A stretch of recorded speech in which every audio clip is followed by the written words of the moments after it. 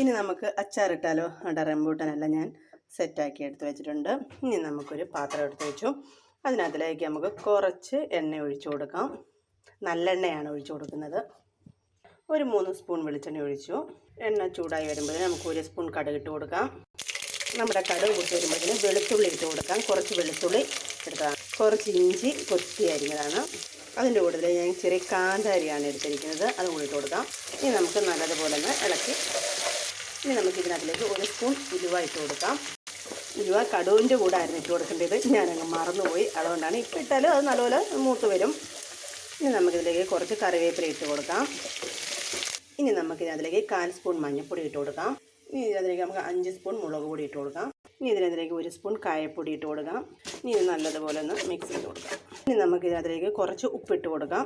ഇനി ഇതിനകത്തിലേക്ക് നമുക്ക് 1.5 ഗ്ലാസ് ചൂടുവെള്ളമാണ് ഒഴിച്ചു കൊടുക്കുന്നത്. ഒരു 2 സ്പൂൺ വിനാഗിരിയും കൂടെ. ഇനി ഇത് നല്ലതുപോലെ തിളച്ച് വരണം. ഇനി നമുക്ക് നമ്മുടെ റംബൂട്ടാൻ ഇട്ട് കൊടുക്കാം. ഇനി നമുക്കിത് ഇളക്കി കൊടുക്കാം. നമ്മുടെ റംബൂട്ടാൻ അച്ചാർ ഇവിടെ റെഡി ആയിട്ടുണ്ട്. ഇഷ്ടമായാൽ ലൈക്ക് ചെയ്യുക, സബ്സ്ക്രൈബ് ചെയ്യുക, കമൻറ്റ് ചെയ്യുക. എല്ലാവരും ഇത് ട്രൈ ചെയ്യണം.